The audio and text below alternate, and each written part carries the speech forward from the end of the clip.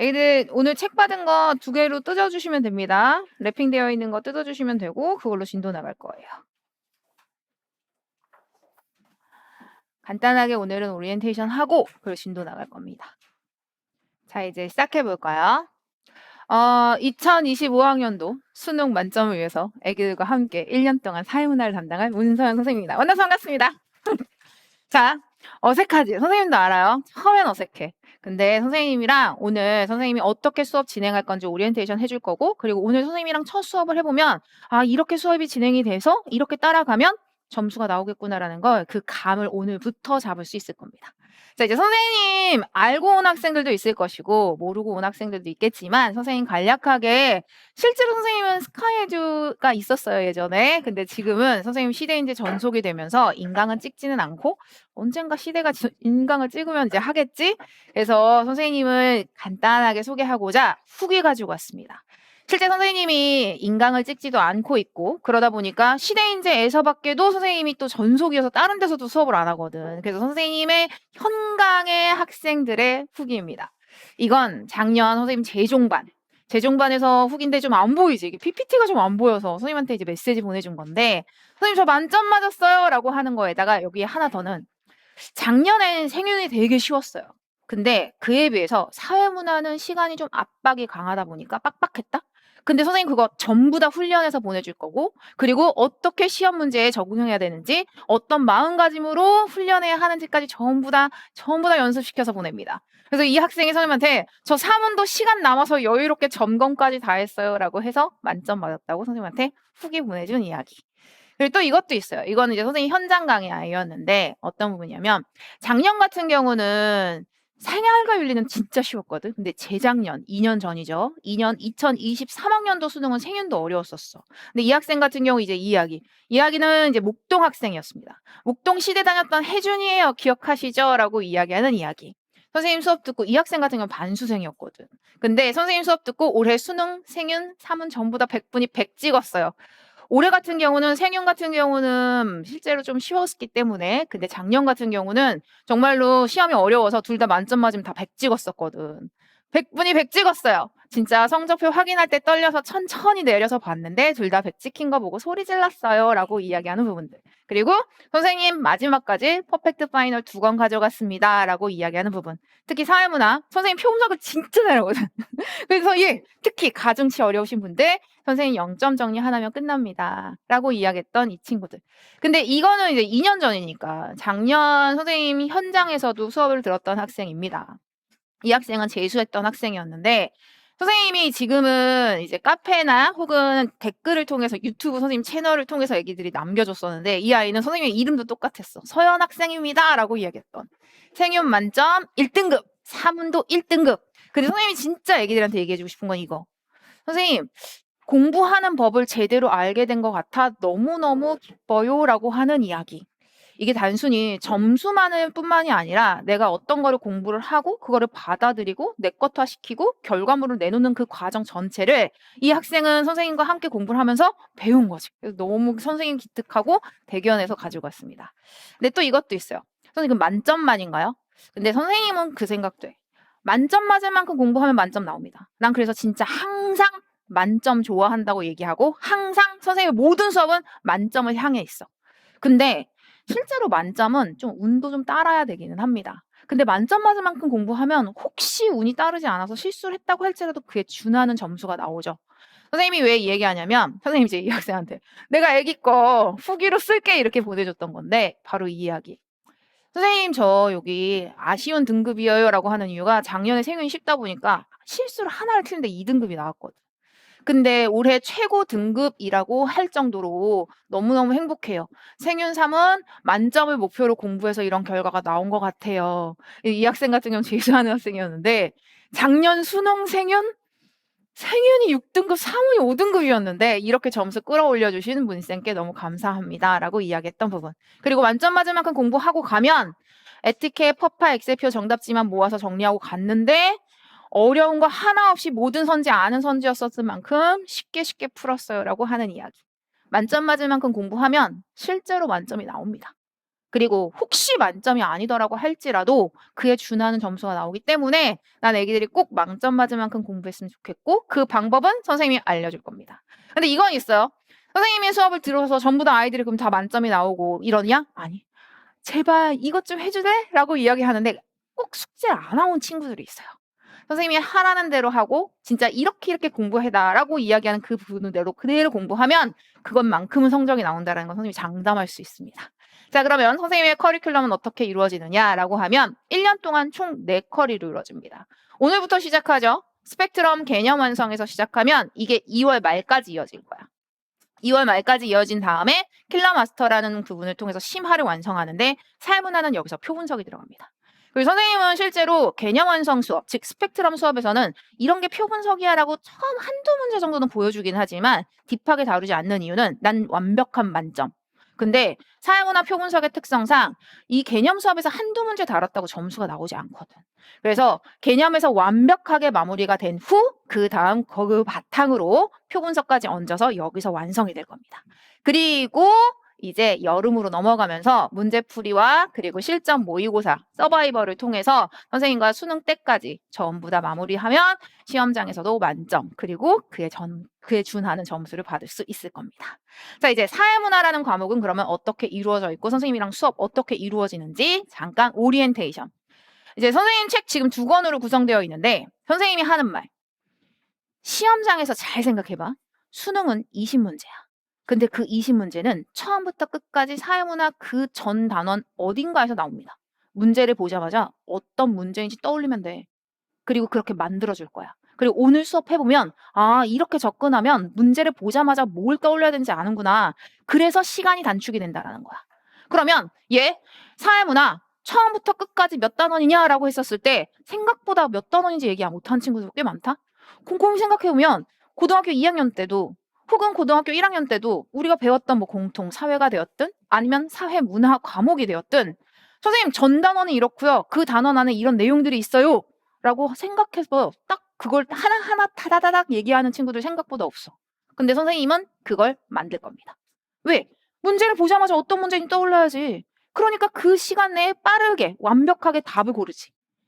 사회문화는 총 5단원으로 구성되어 있습니다. 그 5단원 중에서도 선생님이 0단원 따로 빼서 오늘 여기서부터 시작할 건데 그 이유는 이게 훨씬 더 효율적이거든.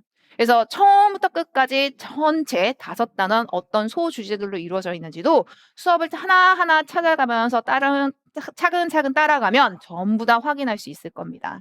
그런데 다시 한번 얘기하지만 표 분석은 여기서 다루지 않아요. 개념 수업에서는 선생님은 표 분석을 다루지 않는 이유 다시 얘기하지만 완벽한 만점은 개념을 완벽히 다 마무리하고 거기에 표 분석을 얻는 게 훨씬 더 효율적이기 때문에. 그럼 수업의 진행 방식은 어떠냐? 총 4단계. 그래서 오늘 수업 해보면 알 거야. 직관적인 이해라는 즉 핵심 개념이 무엇인지 이해를 해야 돼. 선생님은 실제로 이과 출신입니다. 그리고 이과 출신인데 사탐을 가르친 좀 특별한 케이스긴 한데 선생님 과 자체는 경제학과거든. 그래서 선생님 수학 좋아했었고 막 이랬었어. 그러다 보니까 내가 이해가 안 되면 공부를 못하는 스타일. 그러니 선생님은 이해부터 시작. 근데 여기 되게 중요한 부분이 있어. 이해만 했다고 점수가 나오지 않아. 예를 들면 이런 경우죠. 직관적인 이해를 통해서 우리가 이제 5단원에서 배우는 내용인데 사회가 변동할 거래. 시간이 흘러가면서 사회는 계속 발전해 나간다는 진화론. 아니야. 시간의 흐름에 따라 조선 망했잖아. 고려 망했잖아. 신라 망했잖아. 이것처럼 흥망성쇠 있어. 라고 이야기하는 순환론. 그런데 진화론, 순환론 이렇게 직관적인 이해는 너무나도 쉬웠어. 근데 점수가 왜 안 나오냐면 이 이해를 수능 성적과 연결시켜 줄 수 있는 평가원의 워딩이 필요합니다. 평가원의 워딩이라는 건 무엇이냐? 바로 이 진화론이 평가원이 지금까지 어떻게 표현했는지 그리고 순환론은 지금까지 어떻게 평가원들이 표현했는지를 선생님의 이 평가원의 워딩으로 구성된 책으로 공부하면 돼. 그러면 요거 하나하나 다 짚어줄 겁니다. 그리고 그걸 단순히 암기만이 아니라 이해도 해야 돼. 순환론. 선생님 이해 너무 쉬웠는데요? 내용이 별로 없는 것 같아요. 시간이 흘러가면서 흥했다가 망했다가를 반복하는 거군요. 맞아. 근데 은근히 질문을 많이 하는 내용이 있습니다. 미래에 대한 예측이 어렵다는 비판을 받는다. 어차피 망하는데 순환론은 왜 미래에 대한 예측이 어려워요? 이해해야지. 선생님이 이해시켜 줄 겁니다. 왜냐? 진화론은 이런 거야. 시간의 흐름에 따라 계속 발전할 거래. 2023년 오늘이죠. 근데 이제 며칠 후면 2024년이야. 2024년은 지금보다 무조건 발전할 거야. 이거는 확실하게 예측이 가능해. 근데 흥망성쇠 중에 과연 2023년 12월 30일 대한민국은 흥망성쇠 어디 있을까요? 헬조선? 왕에 가는 시간? 근데 솔직히 선생님은 애기들이 공부를 너무 열심히 하는 거 많이 봐서 와, 우리나라의 미래가 밝다라고 생각하는 사람입니다. 그러니까 순환원 입장에서는 미래 예측이 어려운 거야. 누군가는 지금이 흥해간다고 표현하기도 하고 누군가는 지금이 망해간다고 표현하기도 하다 보니까 이런 이해를 바탕으로 평가원의 워딩, 이렇게 표현되는구나라는 것도 선생님과 함께 살펴봅니다. 자, 첫 번째 이해가 먼저. 두 번째, 이해한 게 평가원이 어떻게 표현되는지 아는 것도 두 번째. 근데 그거보다 더 중요한 게 있어.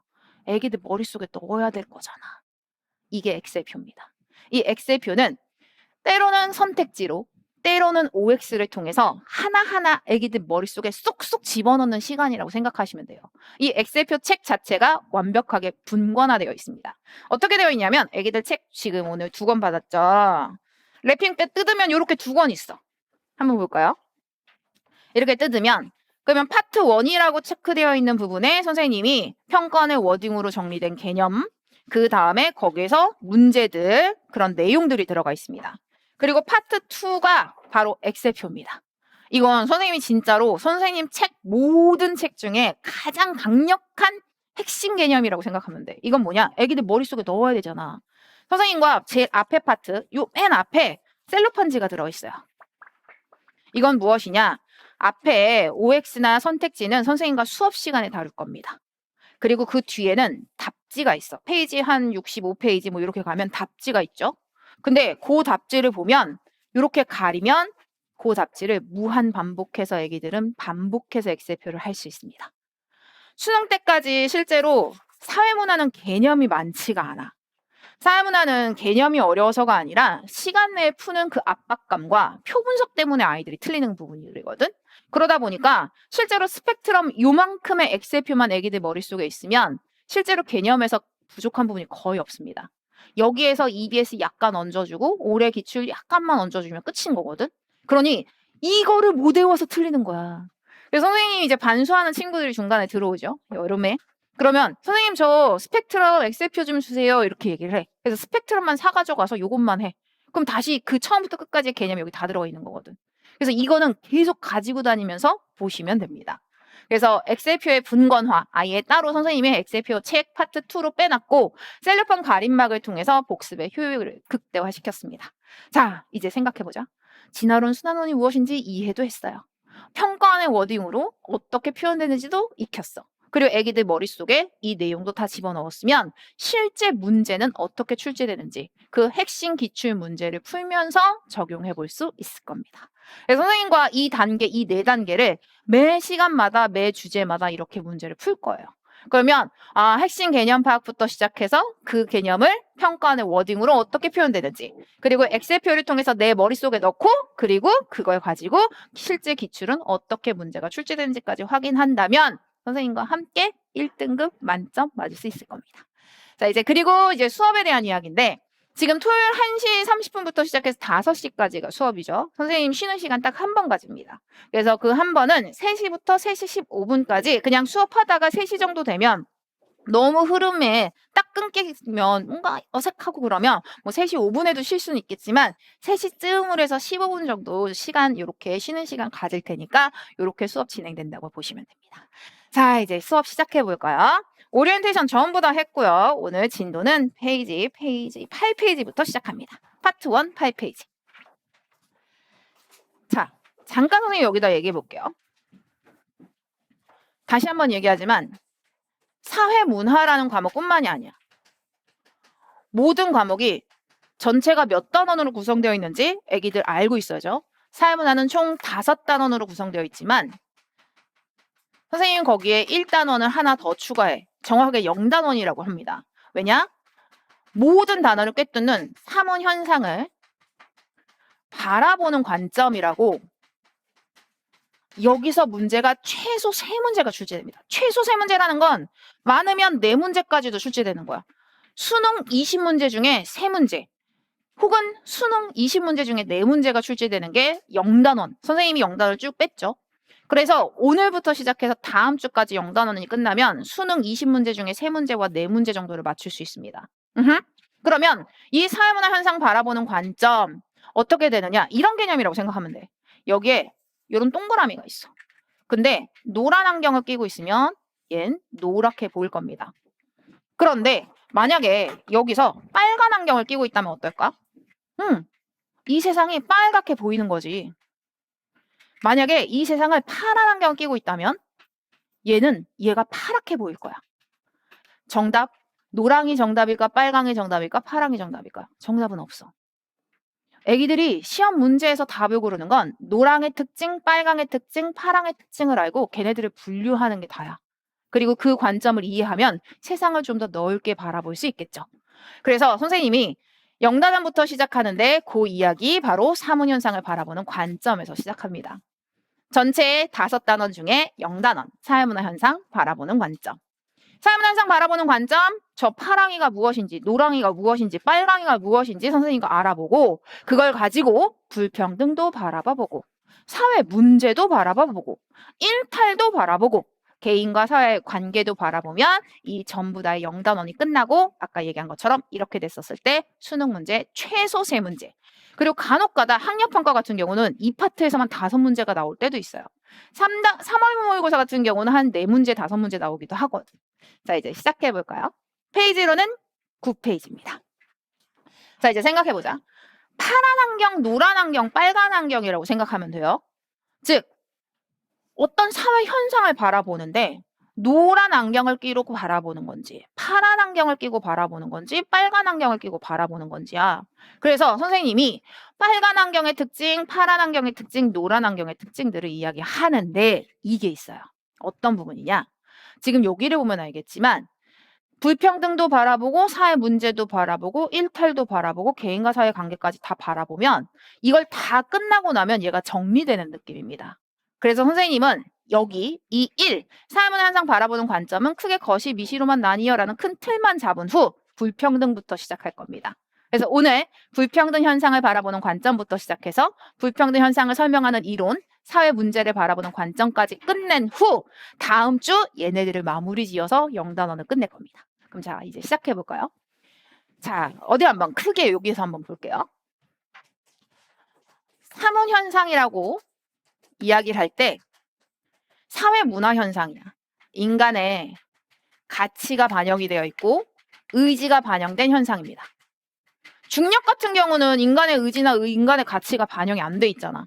하지만 대학을 가야 한다. 돈을 벌어야 한다. 성공해야 한다. 이런 것들은 인간의 가치, 인간의 의지가 반영된 거란 말이야. 이런 사문 현상을 바라보는 관점에서 크게 사회학자들이 분류해 놓은 거야. 미시적 관점, 거시적 관점. 그럼 미시는 무엇이냐?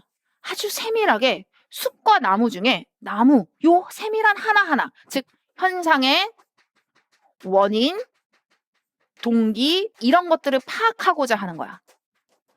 아주 작게. 하지만 거시적 관점이라고 하는 건 얘는 큰 구조적인 측면, 사회 제도라든지 이런 부분을 바라봅니다. 이건 큰 틀만 잡는 거기 때문에 지금은 바로 와닿지 않을 수 있어. 예를 들어 볼까? 여기 교육이라고 하는 부분을 있습니다. 이거 당연히 사회문화 현상이죠. 이 사회문화 현상, 야, 미시적 관점으로 오면 왜 해야 돼? 사람은 배워야지 된다고 생각하기 때문이야. 뭐뭐라고 생각해서. 이건 미시야. 근데 거시적인 관점으로 오면 교육? 야, 대한민국 교육 시스템이 초, 중, 고, 제도가 있잖아. 이렇게 제도적, 구조적인 측면으로 바라보는 걸 거시적 관점이라고 합니다. 요 알맹이의 내용에 무엇을 집어넣느냐에 따라 다 달라지는 거지. 그리고 실제로 시험 문제 자체는 이 미시적 관점을 우리는 교과 과정에서 상징적 상호작용으로 배우고 상상론이라고 쓸게요. 그 다음 여기에선 기능론, 갈등론이라고 나뉘어서 배웁니다. 근데 선생님 지금 와닿지 않아요? 당연히 와닿지 않지. 난 지금 아주 큰 틀만 이야기한 거야. 어떤 틀? 얘들아, 사회문화 현상을 바라보는 관점 어떻게 나눠지니? 미시적 관점, 그리고 거시적 관점 중에서도 기능론, 갈등론이 있단다 정도만 알고 계시면 됩니다.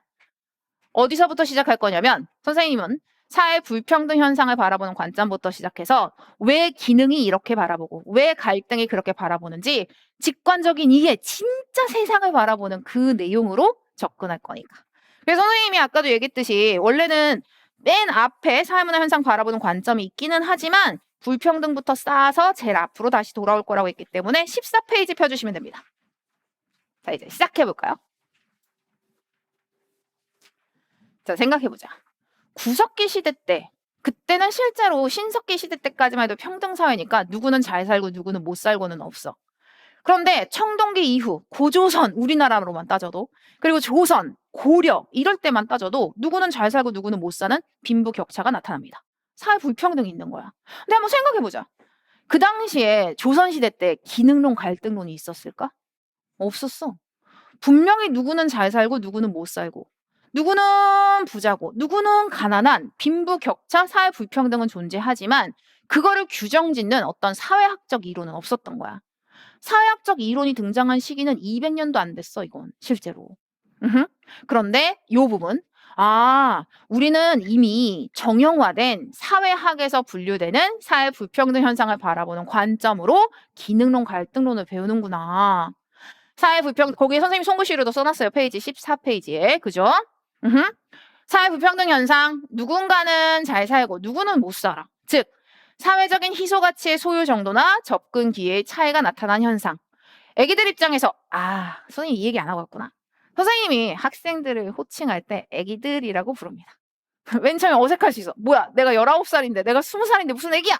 근데 듣다 보면 나를 예뻐해서 이렇게 부르는 거구나라고 생각하시면 됩니다. 내가 야 이런 표현을 잘 안 쓰거든.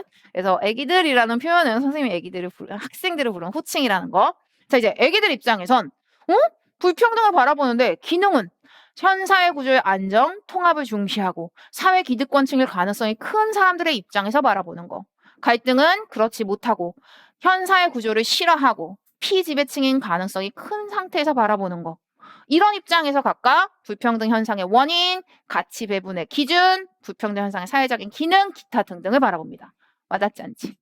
자, 이 부분을 선생님이랑 이제 처음부터 시작해보자. 다시 한번 얘기하지만 우리는 불평등을 바라보는 관점을 배우는 거야. 누구는 잘 살고 누구는 가난해. 누구는 부자고 누구는 빈자인 거야. 누구는 정말 돈이 많고 누구는 엄청 가난한데 불평등을 바라보는 시선이 다를 수밖에 없어. 그래서 그런 시선의 다른 걸 사회학자들이 이렇게 분류를 한 거지. 그럼 어디서부터 시작이냐? 여기서부터 시작입니다. 네 사람의 선생님이 예시를 가지고 왔습니다. 이거는 어딘가에 우리가 살고 있는 지금 이 대한민국 어딘가에 분명히 살아 숨쉬는 누군가일 거야. 선생님이 예시입니다. 요 2명 동글동글 요 4명 요거 네모 이렇게 4명의 학생은 사람이면 얘는 다 같은 고등학교야. 선생님 이건 극단적인 예시예요. 극단적인 예시. 그럼 얘 이름은 무엇이냐? 얘 이름은 금수저. 이름에서부터 느껴지지. 집에 건물도 많고 집에 차도 많고 집에 돈도 많아. 생각해봐. 눈 떴는데 그냥 엄마 아빠가 부자야. 눈 떴는데 엄마 아빠 건물 주고 내 이름으로도 건물이 있어. 이런 애들일 수 있어. 자, 이제 이 둘은 선생님이 일부러 극단적인 예시이기 때문에 이 둘은 같은 빌라에 삽니다. 101호 혹은 102호. 그러니까 삶의 환경이 비슷하다는 거야. 초등학교도 비슷했고 중학교도 비슷했고 고등학교도 비슷했어. 특출나게 부모님이 더 잘 살고 더 못 살고 이런 것도 아니야. 비슷해. 그런데 얘는 나 1등, 얘는 나 빈둥이라는 이름을 선생님이 지어줬어. 자, 이제 느낌 딱 오지? 나 1등은 취미가 책 읽기야. 너 뭐해? 난 책 읽어. 너 뭐해? 나 요즘에 물리 문제 풀어. 야, 너 뭐해? 너 정석 풀어. 그러니까 살면서 분명히 그런 애들이 있어. 한 번도 1등을 놓친 적이 없는 거야. 분명히 그런 애들이 있다니까? 초등학교, 중학교, 고등학교 내내 1등을 놓친 적이 없어. 엄마는 맨날 101호 사는 1등이 좀 봐봐. 공부하잖아 이러지만 얘는 딱히 공부에 관심이 없어. 그럴 수 있지. 게임하고 놀다가 성적은 좀 나빠. 별로 안 좋아. 쏘쏘거나 혹은 배드이거나 요 정도야. 이제 이 친구는 이제 삶이 힘든 흙수저입니다. 왜 그런 거 있잖아. 태어났는데 부모님이 안 계셔. 혹은 태어났는데 내 밑에 동생들이 많았는데 뭐 부모님은 사고로 돌아가셨어. 그래서 내가 그 동생들도 다 케어해야 돼. 분명히 이 세상 어딘가에 존재하는 어떠한 현상들일 겁니다. 극단적인 이 네 경우를 생각해 보자. 이제 같이 고등학교를 졸업을 한 거야. 같이 고등학교를 졸업을 했는데 금수저는 부모님의 서포트를 엄청 받잖아. 야, 너 한번 회사 해봐. 야, 너 음식점 하나 차려봐. 아, 안 됐어? 아, 그럼 또 하나 해봐. 카페 하나 차려. 야, 안 돼? 아, 유학 잠깐 갔다 와. 어쩌고 저쩌고 계속 망하다가 햄버거 가게 해가지고 엄청 성공을 했어. 나름 성공을 했어. 햄버거 가게 해가지고. 엄마 건물주. 그 건물 앞에, 그 건물에다가 햄버거 가게 해가지고 외국 거 하나 햄버거 가게 가지고 왔는데 엄청 잘 됐어. 돈을 벌었습니다. 자, 이제 나 1등은요? 나 1등이잖아. 초등학교 때도 1등, 중학교 때도 1등, 고등학교 때도 1등, 수능도 1등. 의대를 갑니다. 그치, 의대를 가. 이제 대학을 가서도 계속 1등이야. 1등을 놓친 적이 없어. 취미가 뭐예요? 돼지 껍데기에 막 바느질하는 거야. 신의 손이 되었어. 그럴 수 있잖아. 그래서 신의 손 성형외과를 차려. 그래서 막 중국에서 막 1억 원씩, 2억 원씩 싸들고 와가지고 성형 수술을 받겠다고 줄을 서서 기다리는 거야. 분명히 있습니다. 우리나라에도 정말로 그냥 건물 자체, 빌딩 자체가 성형외과인 경우들도 있거든. 돈을 엄청 많이 번 거야. 자, 그런데 거기에 비해서 나 빈둥 재수를 했어. 대학을 못 갔어. 삼수를 했어. 대학을 못 갔어. 그러다가 안 되겠다라고 해서 작은 회사에 들어갔지만 회사가 또 망했어. 지금은 뭐 월 한 200 정도를 받고 일을 하고는 있습니다. 가끔은 회사도 망해가기도 하고 그래서 되게 힘든 삶을 살아. 흑수저는 더 심각해. 왜냐면 정말 열심히 노력을 했었던 거야. 생각해보면 공부는 얘보다 더 잘했던 거야. 공부 잘할 수 있잖아. 근데 삶이 힘드니까 결국은 인서울 했지만 대학을 포기를 했었고 그러다 보니 아이들을 자기 동생들이죠. 동생들 케어하면서 얘는 사는 거 빡빡하고 그러니 일용직을 하고 있고 지금도 일용직을 하고 있습니다. 자, 이게 현실이야. 그럼 그 현실에서 한번 이해해보자. 자기가 있는 상황에서 세상을 바라본다? 그러니까 어떠냐면 이들은 이렇게 묶여서 있는 자가 됩니다. 그런데 그에 비해 얘들은 이렇게 묶여서 없는 자가 되지. 그럼 잘 생각해봐. 있는 자 입장에서 불평등을 바라보는 시선과 없는 자 입장에서 불평등을 바라보는 시선이 같을 수가 없어. 그러면 어떻게 바라보느냐? 이제 여기서 기능론으로 얘네들을 묶는 거야. 즉, 있는 자들은 이런 이야기를 해요. 야, 너도 열심히 해서 햄버거 가게 한번 날리지 그랬어. 나 요즘에 줄 서서 먹잖아. 야, 내가 미국에서 얼마나 선별해가지고 저 햄버거 가게 가지고 왔는데 이럴 수도 있잖아. 근데 그러면 그 입장에선 얘네들은 그러는 거야. 야, 웃기지 마. 나도 니네 부모님처럼 건물주였으면 나도 거기서 계속 망하고 또 차리고 망하고 또 차리고 해가지고 나 살 수 있었어. 너 부모 잘 만나서 그런 거잖아. 같은 불평등을 통해서도 야, 너 부모 잘 만나서 그런 거잖아 라고 하는 사람들이 있는 반면에 웃기지 마. 내가 엄청난 노력을 했어. 나 초등학교, 중학교, 고등학교 내내 정성만 풀고 공부만 했고 1등만 하고 그래서 나는 진짜 밤새도록 공부했단 말이야. 내가 1등 하니까 내 능력이 좋은 거니까 그러니까 돈 많이 버는 건 당연한 거 아니야? 라고 얘기하는 거야. 근데 또 얘기하는 거지. 야, 나 성적 금수저보다 더 좋았었어. 나 인서울 했었다고. 근데 나 부모가 돈이 없어서 나 서포트를 못 받으니까 대학을 못 간 거잖아. 이거 세상 탓이야. 내 탓이 아니야. 라고 얘기하는 거야. 정답은 없어. 아까 얘기했듯이 빨간 안경을 끼고 있냐, 파란 안경을 끼고 있냐, 노란 안경을 끼고 있냐의 차이야. 그런 얘기들은 노란 안경이 어떤 걸 의미하고 있고 파란 안경이 어떤 걸 의미하고 있고 이들은 왜 그런 주장을 하는지를 이해하고 그 시선으로 바라보는 거지 얘가 정답이다, 얘가 정답이다는 없는 거죠. 그걸 가지고 14페이지에 있는 불평등의 현상의 원인부터 이제 한번 체크해보자. 아하, 사회학에서는 이 있는 자들 입장을 기능론으로 묶었구나. 왜 기능론으로 묶었느냐 이런 거야. 사회는 눈의 역할을 하는 사람, 심장의 역할을 하는 사람, 각각의 기능을 하는 사람들이 모여서 사회 전체가 이루어진다. 그래서 얘가 기능론이야. 그럼 자 생각해봐. 심장의 역할을 하는 사람과 머리카락의 역할을 하는 사람이 월급이 똑같을 수가 없는 거야. 기능론 입장에서. 그러니까 얘기를 하는 거지. 직업별 사회적 기여도에 따른 차등 분배. 이제 얘네들은 얘기하는 거지. 야, 너도 의사 하지 그랬어? 야, 너도 서울대 가지 그랬어. 너도 1등 했으면 되는 거잖아. 야, 내가 능력이 좋으니까, 즉, 개인의 능력이 좋은 거지. 개인의 능력에 따른 분배인 거야. 요거 써있죠. 개인의 능력 차이에 따른 보상의 차이. 그런데 갈등론은 거기에 대해서 비판하는 거야. 야, 웃기지 마. 부모 잘 만나서 그런 거잖아. 야, 나도 네 부모님들처럼 뭐 건물주여가지고 나 계속 서포트해주고 나도 유학 보내주고 했었으면 나 성공할 수 있었어. 라고 얘기하는 거야. 지배, 피지배 관계 유지 및 계급 재생산을 위해서 지배 집단이 만든 부의 분배 구조. 이건 뭐냐? 실제로 건물주에게 유리한 사회 구조거든. 왜냐면 실제로 이 법을 만들고 이런 부분들도 이들에게 유리하다라고 생각하고 있는 부분들이 갈등론이거든. 야, 건물주가 세상에 법 만들잖아. 건물주들이 국회의원들이고 국회의원이 건물주를 위해서 법을 만들었으니까 그들에게 유리한 거 아니야? 그러니까 불평등, 사회 구조가 있는 자에게 유리해서 그래 라고 보는 게 바로 갈등론의 입장입니다. 그럼 그 밑으로 또 내려가 볼까? 야, 웃기지 마. 그게 어떻게 그러냐? 가치 배분의 기준은 모두가 다 합의된 거야. 이제 이런 거지. 야, 너 의사 되면 돈 많이 버는 거 알고 있지? 안정적인 수입 얻는 거 알고 있지? 서울대 나오면 어느 정도 유지되는 거 알고 있지? 알고 있는데 네가 안 한 거잖아. 이게 기능론의 입장인 거야. 네가 알고 있는데 네가 안 한 거잖아. 왜 지금 네가 안 해놓고서 지금 와서 딴소리야? 이게 기능론의 입장이야. 근데 갈등론의 입장은 그렇지 않습니다. 야, 지금 말이 돼? 쌍꺼풀, 자, 생각해봐요. 쌍꺼풀 수술이 200만, 진짜 비싼데 200만 원 정도 해. 근데 쌍꺼풀 수술이면 생각하면 요만큼을 뜯어가지고 그거를 다시 꼬매가면 그게 끝인 거야. 여기서부터 이만큼을 잘라가지고 꼬매도 10만 원, 20만 원 우리 의료보험 하면 이 정도인데 쌍꺼풀이 200만 원이래. 이제 얘기하는 거야. 야, 왜 쌍꺼풀 수술이 200만 원이나 해야 되는데? 그거 다 의사 니네들이 정한 가격이잖아.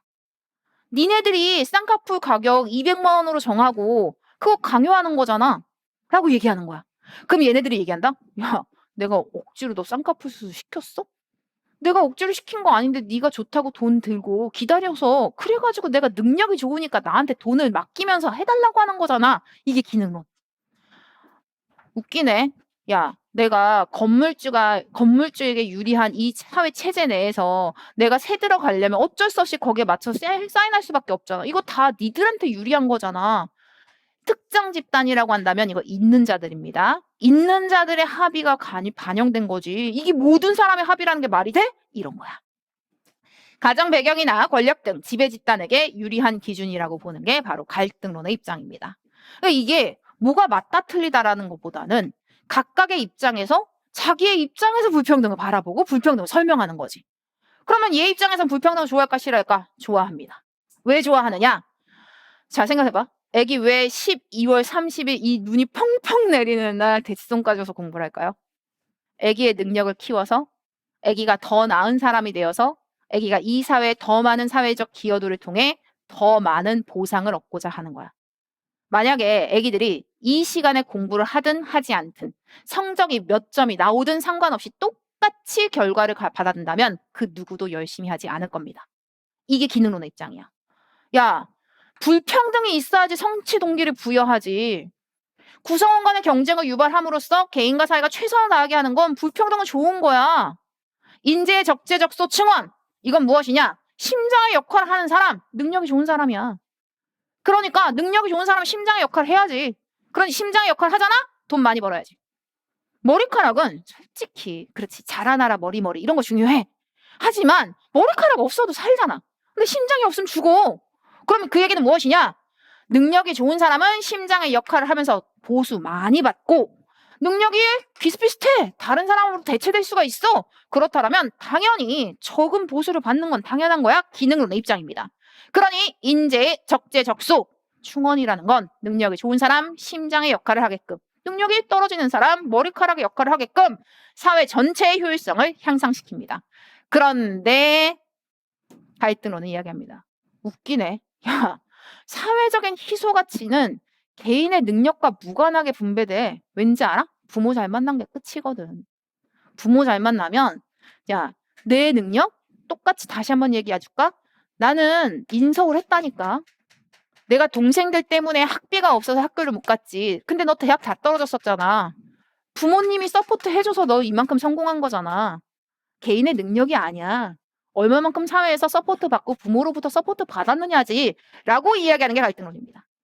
그러니 구성원의 계층 상승을 억압한다라고 이야기하는 거. 즉 불평등이 있기 때문에 오히려 무슨 노력을 해서 된다? 아니야. 이미 상대적 박탈감만을 강화시킨다라고 보는 게 갈등론의 입장이죠. 불평등한 계층 구조를 재생산하거나 고착화시키는 것. 이것이 불평등 현상의 사회적인 기능이라고 보는 게 갈등론. 그렇다면 불평등 현상에 대해서 기능론 당연히 좋아하지요. 왜? 불평등이 있어야지 개인과 사회가 최선을 다하니까. 어느 사회에서나 존재하는 보편적인 현상으로서 사회 발전에 의해 필수 불가결이다라고 하는 건 없으면 안 된다요. 없으면 안 돼. 없으면 안 됨. 그러니까 꼭 있을 수밖에 없다야. 불평등이 있어야지 개인과 사회가 최선을 다하니까. 그러니 불평등 현상이 존재함으로써 사회 유지와 발전에 기여한다라고 이야기합니다. 거기에 비해서 갈등론 얘기하죠. 야, 부모 잘 만난 게 끝이던데, 금수저가 끝이던데, 그래서 불평등 현상에 대해서는 실제로 부정적입니다. 그래, 누구는 잘 살고 누구는 못 사는 상황 있을 수는 있어. 근데 그게 꼭 필요하다고 생각하진 않아. 불평등이 없는 사회가 있었으면 좋겠어라고 보는 게 갈등론의 입장이죠. 근데 이제 한계가 있어, 한계. 둘 다 모든 것들을 다 설명해 줄 수가 없습니다. 예를 들면 이런 경우지. 아까도 얘기했듯이 이 금수저 같은 경우는 부모 잘 만나서 나중에는 최종적으로는 성공을 했지만 고등학교 성적은 얘가 더 좋았어. 그러면 분명히 부모 배경 덕에 분명히 좋은 결과를 나온 게 있는데도 그거를 얘기하지 못하는 한계가 있습니다. 즉 기능론의 한계. 분명히 부모 덕에 잘 되는 경우들 분명히 존재하는데도 그거를 설명하지 못하는 한계가 있어. 두 번째, 갈등론도 설명을 못합니다. 갈등론 누구 설명 못하냐면 나 1등을 설명을 못해. 선생님 이거 일부러 얘기한 건데 얘네 둘은 가정 환경이 비슷해. 101호, 102호 산다 그랬어. 왜 선생님이 이걸 극단적으로 가정 환경을 비슷하게 만들었냐면 얘들아 이거 가정 환경 비슷해서 부모님의 가정 즉 경제력도 비슷하고 사회 환경도 비슷하고 교육 환경도 비슷한데 유일하게 다른 건 개인의 능력이었어. 얜 진짜 열심히 해서 1등을 놓친 적이 없었고 얜 열심히 한 적이 없었던 거지. 그러니 열심히 해서 1등을 놓친 적이 없었던 나 1등은 자신의 능력을 따라서 보상을 받게 돼. 근데 갈등론은 개인의 능력이 아니라 부모 배경이라고 얘기하고 있거든. 얘를 설명을 못하는 거야. 기능론의 입장에선 금수저 같은 경우를 설명을 하지 못하고 그리고 갈등론의 입장에서는 나 1등 같은 경우를 설명하지 못한다는 한계를 가지기는 합니다. 하지만 분명히 이 사회 어딘가에 존재하는 이러한 입장들 그리고 그 입장에서 바라보는 불평등을 이렇게 설명할 수 있다라고 할 수 있죠. 이게 이해야. 그리고 이게 평가원의 워딩들이지. 그러면 자 생각해볼까? 평가원을 자 이제 두 번째 단계 끝난 거예요. 오늘 선생님이 좀 빠르게 진행을 하고 있기는 합니다. 그런데 선생님이 얘기했죠. 첫 번째 이해가 먼저다. 아 이제 이해가 된 거야. 아 원래 불평등은 존재를 하는데 사회학에서 그 불평등을 바라보는 시선을 이렇게 있는 자들 편에서 이렇게 묶어서 기능론이라고 정리하고 없는 자들 편에서 이렇게 묶어서 갈등론이라고 표현하고 평가원의 워딩은 이렇구나. 이제 이걸 애기들 머릿속에 넣는 시간, 엑셀표가 필요하죠. 엑셀표 풉니다. 파트 2의 엑셀표는 선생님이 사회문화 현상 바라보는 관점은 나중에 다음 주에 한다 그랬고 10페이지 43번부터 10페이지 43번부터 시작해서 55번까지 기능론, 갈등론 각각을 선택하는 문제입니다. 그래서 그 선택하는 문제 선생님이 이거는 2분 줄게요. 55번까지만 먼저 해주시면 됩니다. 2분 줄게요. 파트 2 43페이지 10페이지 43번부터 55번까지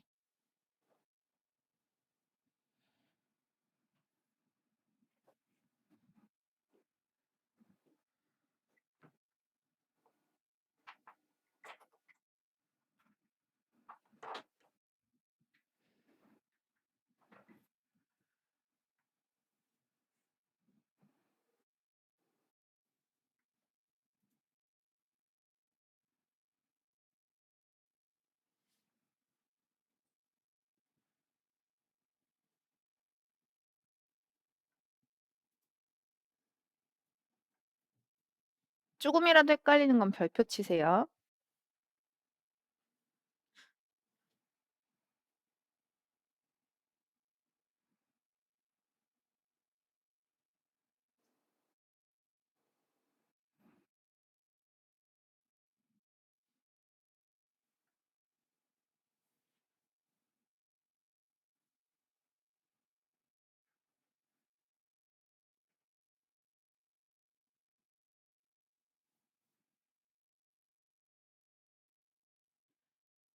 기능론, 갈등론 선택하는 거 55번까지만 먼저 풀고 OX는 그 다음으로 할게요.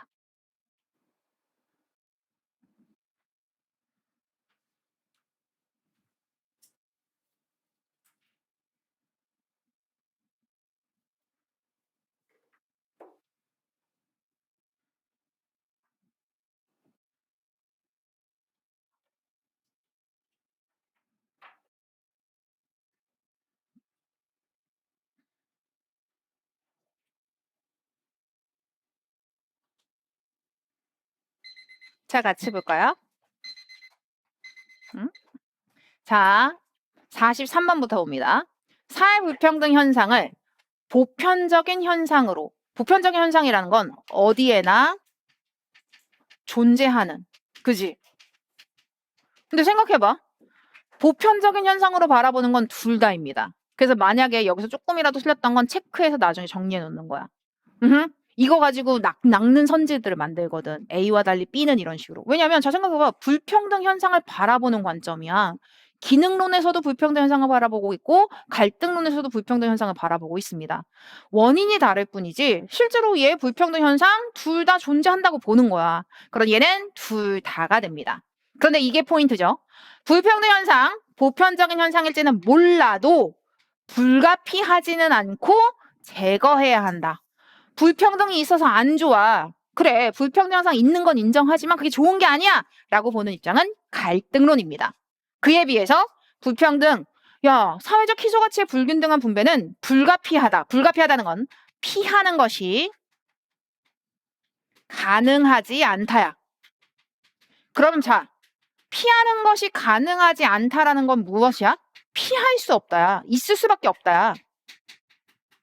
기능론입니다. 피할 수 없다. 꼭 있을 수밖에 없어. 불평등이 있어야지만 개인과 사회가 최선을 다한다고 보는 입장, 기능론이 되지요. 사회 불평등 현상이 개인에게 성취 동기를 부여한다. 얘네들이지. 야, 불평등 현상이 있으니까 이렇게 열심히 사는 거 아니야? 라고 보는 입장, 기능론이 됩니다. 계층화의 표현이 불평등이에요. 그래서 어떤 시험 문제에서는 계층화라고도 표현되기도 하고 어떤 시험 문제에서는 사회 불평등이라고도 표현되기도 합니다. 둘이 같은 표현이야. 계층화, 개인과 사회 기능이 최대한으로 발휘되는, 즉 성취 동기를 오히려 발휘되는 것을 저해한다. 나쁘게 만든데 성취 동기를 키운다라고 본다면 기능론이지만 나쁘게 만든다라면 갈등론이 되겠죠. 그 다음, 자 48번 은근히 많이 틀립니다. 왜냐? 이거 갈등론이라고 하는 경우들이 꽤 많거든? 그런데 사회적인 희소가치의 소요 정도나 접근기회의 차이, 사회 희소가치의 접근기회의 차이에 따라 계층화 현상이 나타난다는 둘 다에 해당됩니다. 왜 둘 다인지에 대한 이야기를 다시 한번 잠깐 보면 우리 파트 1 잠깐 가볼까요? 파트 1에 선생님이 손글씨로 쓴 부분이 있어. 페이지 14페이지에. 거기에 손글씨로 뭐라고 쓰여져 있냐면 사회 불평등 현상의 규정, 정의 자체가 사회 구성원 간의 사회적 희소가치의 소유 정도나 접근기의 차이가 나타나는 거야. 즉 사회적 희소가치를 돈이라고 하면 누구는 돈을 많이 가지고 있고 누구는 돈을 조금 가지고 있는 게 불평등인 거고 그리고 누군가는 기회를 많이 가지고 누군가는 기회를 조금 가지는 것 그런 희소한 가치의 접근기에도 차이도 불평등인 거야. 그러니까 이건 불평등에 대한 정의야. 이게 불평등에 대한 정의야. 이게 개념이지. 그렇기 때문에 불평등이 존재한다. 기능론, 갈등론 둘 다인 것처럼 이 불평등에 대한 개념 정의를 접근하는 것도 둘 다가 됩니다. 그래서 이거 은근히 A는 B와 달리 라는 형태로 애기들 낚는 부분 중에 하나죠. 그 다음 가정 배경이나 권력 관계와 같은 요인에 의해 사회적 희소 가치가 배분된다. 자, 봐봐. 가정 배경이나 권력 관계. 이거 부모 배경이야. 부모 잘 만나서 그런 거잖아 라고 이야기하는 거 갈등론의 주장들이죠. 그리고 사회 가치의 분배 수준이 균등해질수록 사회적인 효율성이 낮아진다. 자, 봐봐. 균등하지 않으면 않을수록 성취 동기가 더 커지고 효율성이 커진다라고 보는 게 기능론이야. 자, 생각해봐. 애기들이 공부를 진짜 열심히 해서 애기들만 만점을 맞았어. 그래서 애기들만 엄청난 보상을 얻게 돼. 더 열심히 할 겁니다. 기능론의 입장이야. 근데 어떤 성적을 맞던 간에 다 똑같이 결과로 다 똑같이 균등 분배받는데 그렇다면 오히려 효율성이 낮아진다고 보는 거지. 기능 입장에서는. 그럼 얘는 기능론의 입장이죠. 아, 균등 분배 싫어하는구나. 왜? 균등해질수록 사회적 효율성이 낮아진다고 보는 거니까. 사회 불평등을 개인의 능력 차이에 따른 서열화. 자, 사회 불평등 개인의 능력 차이야. 너도 그러면 1등 하지 그랬어 라고 얘기하는 거 기능론의 입장이죠. 그러니 기능론 됩니다. 사회 불평등 현상이 지배와 피지배 관계에서 비롯된다고 보는 거 갈등론이 되죠. 즉 갈등론은 사회 구조, 제도가 있는 자에게 유리하다고 보거든. 그러다 보니 사회 불평등 현상이 나타나는 것도 이런 구조와 제도가 있는 자에게 유리해서라고 보는 거야. 선생님, 저 와닿지가 않아요. 이 부분 와닿지 않는다고 해서 선생님이 종종 이제 이야기를 해주는데 이런 부분입니다. 예를 들면 지금은 선생님이 시대인재에서만 수업을 하고 있으니까 근데 선생님이 연구실로 쓰고 있는 문사탐 학원이라는 곳이 있어. 선생님이 작은 학원이었는데 선생님이 이 문사탐 학원을 2009년에 오픈을 합니다. 그리고 지금까지도 유지되고 있기는 해요. 지금은 선생님이 연구실로만 쓰고 있기는 하지만 근데 이 문사탐 예를 들면 이런 경우야. 나는 이 건물이 자연 빌딩이라는 건물이 있어요. 무슨 뭐 자연 빌딩에 J 빌딩이라고 쳐보자. 5층에 선생님이 임대를 해서 들어간 거야. 근데 이때 어떻냐면 이런 거야. 2년마다 애기들은 이런 걸 계약을 할 리가 없으니까 이걸 어떻게 알아. 근데 선생님이 이제 건물주가 아니니까 선생님은 건물주가 아닌 입장에서 세입자 입장이지. 이제 세입자 입장에서 아, 그러면 저는 이 건물에 들어갈게요 라고 이제 사인을 하는 거야. 문서연 이렇게 사인을 하고 가. 그럼 여기는 2년마다 한 번씩 갱신이 됩니다. 그래서 2년마다 한 번씩 너 더 있을 거야? 그래, 더 있어. 이런 식으로. 아니면 이제 월세를 약간씩 더 올리면서 쭉 이어지게 되지. 근데 이제 어느 날 갑자기 이 J빌딩의 건물주가 얘기를 하는 거야. 야, 이제 문사탐 너 나가. 너 2년 됐잖아. 혹은 뭐 4년이나 지났잖아. 6년이나 지났잖아. 그러니까 너 나가. 이 건물에 내 딸이 들어와서 뭘 할 거야. 뭐 이런 식으로 될 수도 있어. 그러면 이제 갑자기 세입자 입장에서는 갑자기 나가야 되는 거야. 물론 2년마다 한 번씩 계약을 하기로 사인을 하고 들어오긴 했지만 그래도 이렇게 나갈 줄은 몰랐던 거지. 이제 이 세입자는 갈등론자가 됩니다.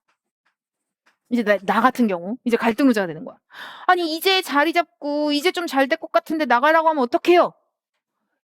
이거 이 법 다 있는 자에게 유리한 거잖아요. 이렇게 얘기를 해.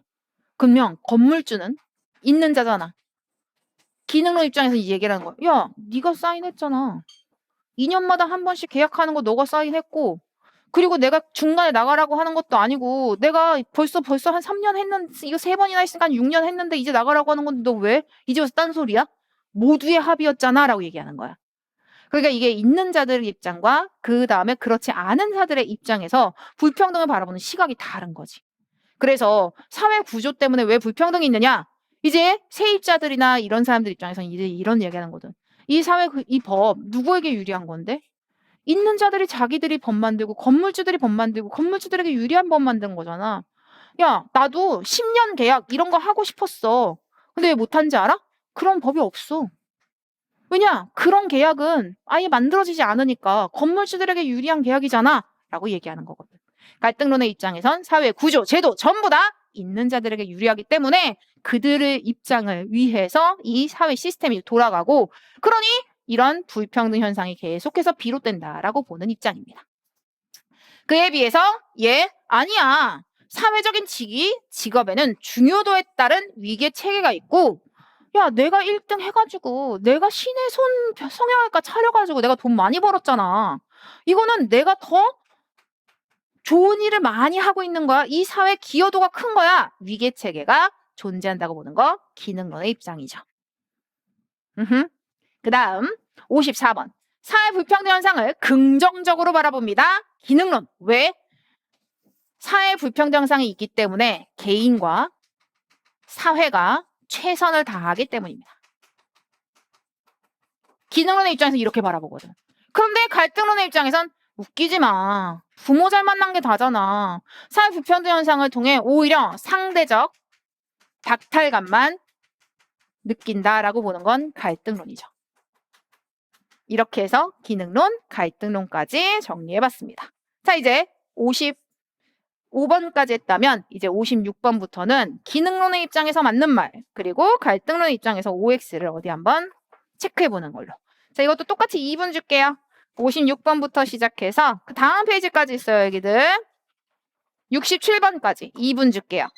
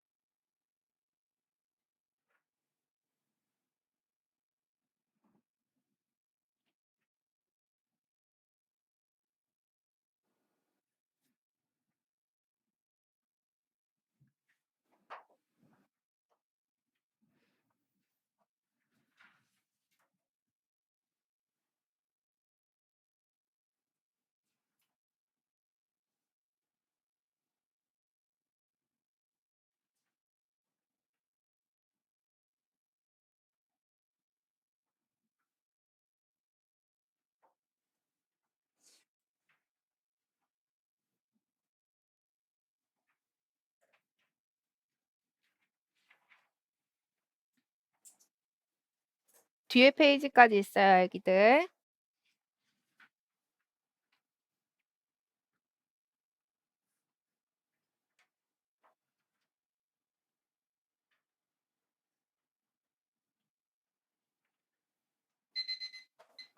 같이 볼까요? 자, 사회 불평등 현상을 바라보는 관점 56번이 이제 여기 56번부터가 요 내용. 자, 사회 계층화 혹은 불평등 현상 같은 말이야. 사회적인 희소 가치의 차등 분배로 나타난다라고 했었을 때, 자, 기능론도 O, 갈등론도 O라고 이야기합니다. 요즘에 시험 문제의 선지가 이렇게 돼. 어떤 내용을 구분할 수 있다, 없다. 둘 다 같은 O가 된다면 얘는 구분할 수 없다가 되는 거야. 뭐 하나는 O, 뭐 하나는 X여야지 구분할 수 있단데. 그러니 얘 X가 됩니다. 자, 기능론, 사회 불평등을 타파되어야 할 X입니다. 기능론의 입장에서 사회 불평등을 긍정적으로 인식합니다. 즉, 불가피하다고 보는 거야. 불가피한 현상이라는 건 꼭 있을 수밖에 없는 현상이라는 거지. 불평등이 있어야지만 개인과 사회가 최선을 다하니까. 그러니 얘는 X가 됩니다. 그런데 여기서 병리론이라는 개념은 잠깐 하나만 하고 갈게요. 선생님이 이따가 오늘 이제 사회 문제까지 바라볼 거니까 거기서 다시 하겠지만 병리론이라는 개념이 있어. 이건 뭐냐면 사회 전체는 문제가 없는데 오케이. 이건 좋아. 즉 이렇게 이게 사회라고 하면 사회 전체는 오케이야. 근데 일부분이 문제야. 이 부분의 문제. 부분이 제 기능을 못해서 문제를 일으킬 때 이런 경우를 병리적 현상이라고 표현합니다. 아픈 거야, 일부가. 그래서 얘 병리적 현상. 기능론의 입장이지. 전체는 기능적으로 문제가 없는데 기능론에서 사회 문제를 바라볼 때 이런 식으로 바라봅니다. 근데 이제 포인트가 이거야. 사회 문제를 바라볼 때 이런데 기능론의 입장에선 사회 불평등이 문제라고 생각하질 않아. 왜냐면 선생님 불평등한 거 나쁜 거잖아요. 그럼 문제 아니에요? 아니 불평등해야지 개인과 사회가 최선을 다하기 때문에 불평등을 긍정적으로 인식하지 문제라고 인식하지 않습니다. 이게 되게 중요해. 아이들 입장에서 이게 자꾸 헷갈리거든. 그럼 왜 헷갈리는지 잠깐 얘기를 해보면 이런 거다. 애기들 이제 선생님이랑 기능론 갈등론 배웠잖아. 우리 한번 솔직히 얘기해보자. 우리 한번 손 들어보자. 나는 기능론이다. 손. 그지? 요 정도? 나는 갈등론이다. 손. 갈등론은 없어. 왜냐면 갈등론이면 이 시간에 여기서 공부를 하지 않아. 대부분 기능론일 수밖에 없는 거야. 내 머릿속에 그치 개인이면 열심히 노력해서 돈 많이 버는 건 당연한 거지. 이거를 깔고 있기 때문에 지금 이 시간에 열심히 공부를 하고 있단 말이야. 나는 기능론에 가까워. 근데 내 머릿속에 어딘가에 난 기능론이잖아. 그러니까 의식하지 않았는데 그냥 기능론에 마음이 기울었어. 왜냐? 개인의 능력이 좋으면 돈 많이 버는 거 당연하지 라고 하는 게 밑바탕에 깔려 있으니까 스물스물 기능론 쪽으로 기울어져 있는 거야. 그런데 어딘가에서 내 머릿속에 사회 불평등 현상이 심각하다고 이것 때문에 사회 문제가 되고 있다고 했는데 이거 기능론이 아닙니다. 근데 선생님 이것도 맞는 거잖아요. 자 생각해봐. 100% 기능론자는 있을 수가 없어. 애기들은 초등학교, 중학교, 고등학교를 거쳐오면서 텔레비전을 통해서 갈등론의 입장도 바라보기도 하고 기능론의 입장도 바라보기도 하면서 불평등이 심각하면 사회 문제를 일으킬 수 있어요도 애기들 머릿속에 나름 납득되는 형태로 들어가 있고 그리고 오늘 배운 기능론의 입장에서도 자기 능력이 좋으면 돈 많이 버는 거 당연하지도 들어가 있는 거야. 그래서 애기는 100% 기능론자가 아니야.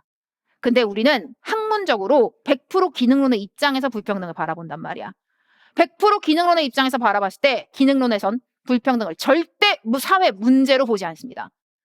절대 사회 문제가 아니지. 불평등해야지 개인과 사회가 최선을 다하는 건데 사회 문제를 오히려 이렇게 바라보지 않지요. 그러니 애기들이 가지고 있는 생각과 이렇게 상충되면서 헷갈리는 부분들이 나타났을 땐 중간중간 선생님한테 질문해도 되고 선생님이 이렇게 짚어주기도 할 거야. 근데 아무리 생각해도 헷갈려. 그럼 선생님한테 질문하면 이렇게 다 해결해 줄 겁니다. 그래서 얘 X가 됩니다.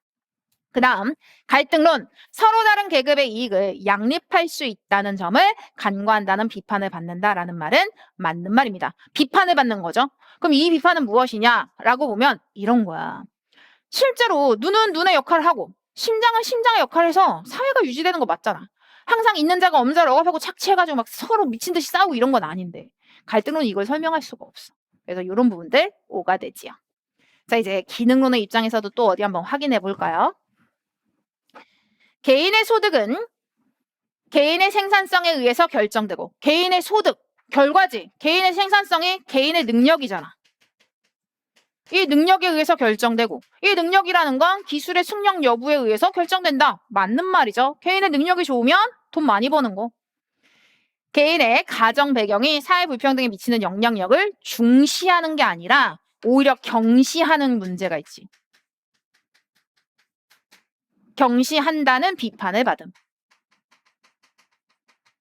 왜냐면 분명히 부모 덕에 잘 된 게 있는데 그걸 설명하지 않고 다 자기 능력이라고 얘기하고 있거든.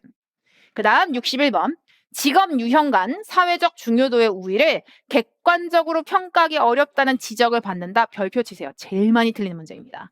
이거 O입니다. 그런데 X라고 하는 친구가 진짜 많아.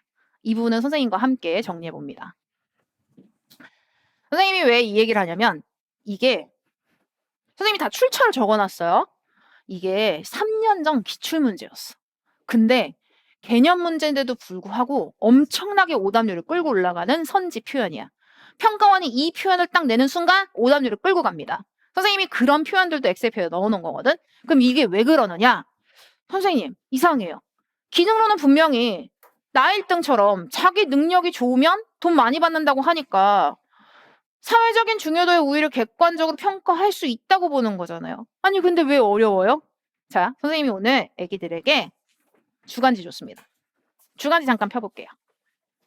이거는 선생님이 매주마다 주는 주간지인데 숙제예요. 조금씩 늘어납니다. 오늘 첫 주여서 오늘 배운 거 숙제로 내주는 부분인데 다음 주에는 테스트도 여기에 추가되고 그 다음에 계속 누적 학습이야.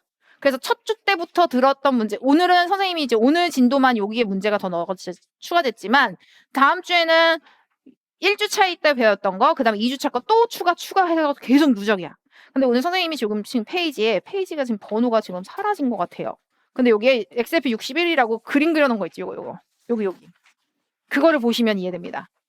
선생님이 이걸 주는 이유가 있어요. 선생님은 노트 필기를 좋아하느냐라고 하면 안 좋아합니다. 애기들이 깜짝 놀라요. 선생님 노트 필기를 싫어요? 이렇게 적는데요? 이유는 하나야. 난 내가 노트 필기를 싫어하기 때문에 누가 다 적어줬으면 좋겠었어, 어렸을 때. 그래서 나는 어렸을 때 난 노트 필기를 해본 적이 별로 없습니다. 근데 공부할 때 노트 필기가 필요한 건 분명히 있거든? 근데 분명히 나 같은 친구들이 있을 거란 말이야. 귀찮아서 안 적는 친구들. 그래서 선생님이 적어주는 거야. 그러니까 여기에다가 첨부해가지고 애기들이 따로 옮겨 적어도 되고, 그리고 선생님이 중간중간 이렇게 필요한 부분은 이런 식으로 줄 거예요. 자, 이제 어디 한번 보자. 애기들 입장에서 이걸 X라고 한 친구가 되게 많아. 왜냐? 직업 유형간, 사회적 중요도의 우위를 객관적으로 평가할 수 있다가 기능론인 건 확실하거든. 그러니까 내가 나 1등이야. 그러니까 내가 진짜 신의 손으로 수술을 너무너무 잘하니까 돈 많이 버는 거 당연한 건데 이렇게 바라보는 건데 아니 왜 어렵다지? 자, 생각해보자. 기능론입니다. 기능론의 주장으로 거기에 선생님 쭉 써놨어. 직업 유형간, 사회적 중요도의 우위를 객관적으로 평가할 수 있다고 주장하는 게 기능론의 입장이야. 이게 기능론의 입장이잖아. 그치? 그러니까 나 1등은 내가 지금 수술을 잘하니까 돈 많이 버는 건 너무 당연한 건 거야. 이 얘기는 뭐냐? 직업 유형간, 사회적 중요도의 우위를 객관적으로 평가할 수 있기 때문에 그에 따른 차등 보상. 능력이 좋으면 많이 벌고 그렇지 않으면 조금 벌고가 여기에 들어가 있는 거야. 이게 이제 기능론의 주장이라고. 그런데 갈등론이 그걸 비판해.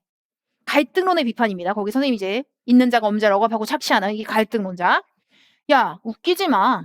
부모 잘 만나서 그런 거잖아. 직업 유형간의 사회적인 중요도의 우위를 객관적으로 평가하기 어렵다. 쌍꺼풀 수술 요만큼 하는 거랑 여기서부터 여기까지 찢어진 거, 여기에 찰과상 이런 것들 치료하는 거랑 뭐가 더 우위인데 왜 얘는 300만 원이나 받아? 그게 중요해서가 아니야. 그렇게 그냥 부여해서 그래, 의미를. 이렇게 생각하는 거. 직업 유형간 사회적인 중요도의 우위를 객관적으로 평가하기 어렵다고 주장하는 건 이건 갈등론의 주장이지. 그지? 이 갈등론자가 기능론을 비판하는 거야. 야, 갈등론은 기능론에게 이야기합니다. 직업 유형간 사회적 중요도의 우위를 객관적으로 평가하기 어렵다고 지적하는 거야. 지적하는 거야. 오히려 기능론의 입장에서 그 지적을 받는 것이지. 이게 어렵다는 지적을 받는다라는 이 표현 때문에 엄청 많이 틀렸어. 이게 말장난처럼 보이겠지만 어떻게 보면 아니 이건 그냥 문장 구조로서 어떤 주체가 어떤 주장을 하고 있고 어떤 대상이 어떤 지적을 받고 있는지를 문장 구조를 통해서 읽어내야 되는 거거든. 그러니까 이 형태 2021학년도 9월 평가원이 이 선지 그대로를 냈다가 오답률 2위에 올라갑니다. 그러니까 평가원이 이렇게도 표현할 수 있구나라는 걸 확인해 주시면 됩니다. 그래서 61번 직업 유형간 사회적 중요도의 우위를 객관적으로 평가하기 어렵다는 지적을 받는다. 맞는 말입니다. 기능론의 입장에서. 기능론의 입장에서 사회 불평등 현상이 개인의 성취 동기를 감소시킬 수 있음을 간과한다는 비판을 받을까? 라고 이야기하는 부분들이라고 이야기할 때 자, 기능론도 또 똑같죠. 자기 주장은 사회 불평등 현상이 개인의 성취 동기를 증대시킨다가 기능론의 주장이야. 그지? 기능론의 주장이잖아. 근데 오히려 사회 불평등 현상이 개인의 성취 동기를 감소시킬 수 있음까지는 갈등론 거잖아. 이 갈등론이 얘를 비판할 때 이걸 간과한다는 비판을 받는다라는 말은 맞는 말이 되죠.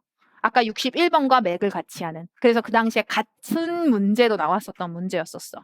그래서 어렵다는 지적을 받는다, 간과한다는 비판을 받는다라는 그 표현도 익숙해져야 됩니다. 자, 이제 그 다음 63번. 사회적으로 사용 가능한 자원이 제한되어 있기 때문에 밑줄 긋고 이거 사회적 희소가치.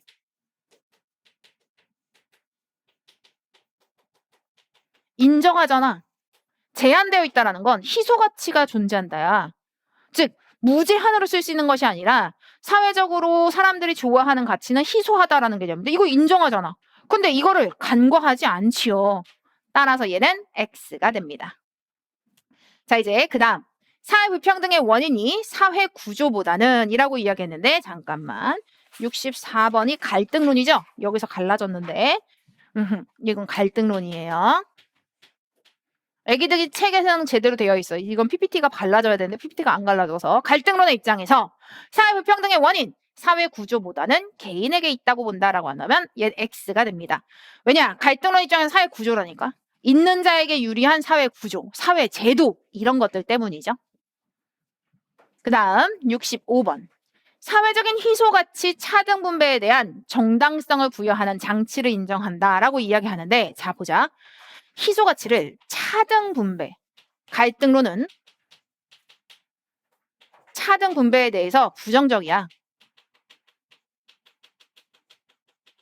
에 대해 비판합니다. 따라서 이렇게 비판하는데 그게 옳은 거야 라고 이야기할 수가 없겠지. X가 됩니다. 그 다음 직업 유형 간 사회적 중요도의 차이가 있다고 보지 않아요. 아까 얘기했듯이 쌍꺼풀 수술하는 것과 여기 찰과상을 입고 여기서 꼬매는 것과 뭐가 더 중요한데? 근데 왜 얘는 300만 원을 받고 얘는 10만 원밖에 안 받아? 더 중요해서 돈 많이 받는 게 아니야 라고 이야기하는 부분이죠. 이래서 얘 직업 유형 간 사회적인 중요도의 차이가 있다고 보는 게 아니에요. 균등분배가 인재의 적재적소 배치에 어려움을 야기한다고 보지도 않습니다. 왜냐? 얘는 차등분배를 안 좋아해. 균등분배를 선호한다라고까지는 못하겠지만 균등분배 자체가 나쁘다라고 보지는 않아요. 오히려 균등분배 오히려 더 좋게 보죠. 차등분배보다는. 그러니까 얘는 X가 됩니다. 지금 선생님 여기다 출처가 있어요. 이건 뭐냐? 선생님의 X표는 전부 다 평가원의 기출의 표현의 변형과 혹은 그 기출 표현 그대로로 이루어져 있어. 평가원이 특히 사회문화는 계속 자가 반복합니다. 그래서 이 X표가 애기들 머릿속에만 완벽하게만 들어가 있어도 와 이거 다 풀었던 문제 같은데 라는 느낌을 받게 될 거예요. 자 이렇게 해서 X표까지 정리했습니다. 이제 문제 어디 한번 풀어볼까요? 핵심 문제로 갑니다. 파트 1. 왔다 갔다 조금 정신이 없기는 해. X표랑 왔다 갔다 해야 되니까. 하지만 그럼에도 불구하고 이게 훨씬 더 효율적이라는 거. 페이지 15페이지에 3번 문제 풀어볼게요. 1분 줄게요.